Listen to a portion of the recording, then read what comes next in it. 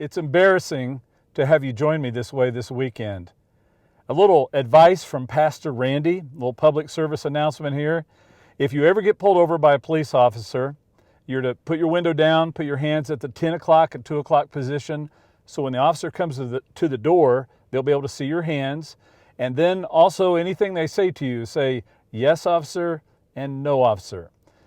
It may not get you out of a ticket because it sure didn't help me, but at least things can go better for you. So a little bit of advice from Pastor Randy. There was a night I spent 2 hours in a state police car. And it wasn't because I was in trouble. It was because my friend, who was a state policeman, he and I and several people from our church were going to a men's conference in another town pretty far away. So on the way back, I was riding with the state police officer in the passenger seat, and no one was in the back seat with us. And we wanted to talk about life, marriage, family, parenting, all those things that we all deal with.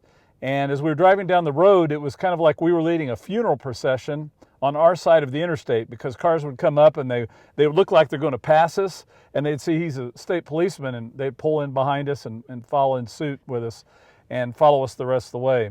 But on the other side of the interstate, we clocked cars that were doing over 90 miles an hour. And every time my friend saw that there was a car that was going real fast, he said, I'm off duty, but I'm told to uphold the law whenever I can, even if I'm off duty.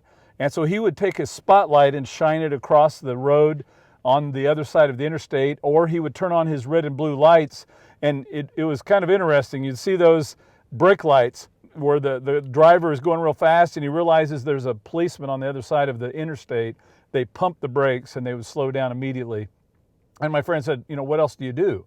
He said, the thing is, either people just don't pay attention to the speed limit signs, or they know the speed limit, and until there's somebody that is in authority to back it up, they don't care anything about it. And can I just be real frank with you for a minute? I think exactly what my friend told me years ago that night is exactly the way we respond to the Bible and God's Word. Either we don't read it at all and we act like it doesn't exist, or we're not going to live according to what the Bible asks us to do until there's someone in authority that's going to be there to hold us accountable. And the thing is, God is watching from heaven 24/7. He's always watching. He always sees us. And so we're in a series of messages right now entitled Missing Persons. And we've talked about the characteristics that God is looking for in people on earth. He's looking down from heaven to see people with these traits, and he looks down and he's disappointed because there are very few people that have them.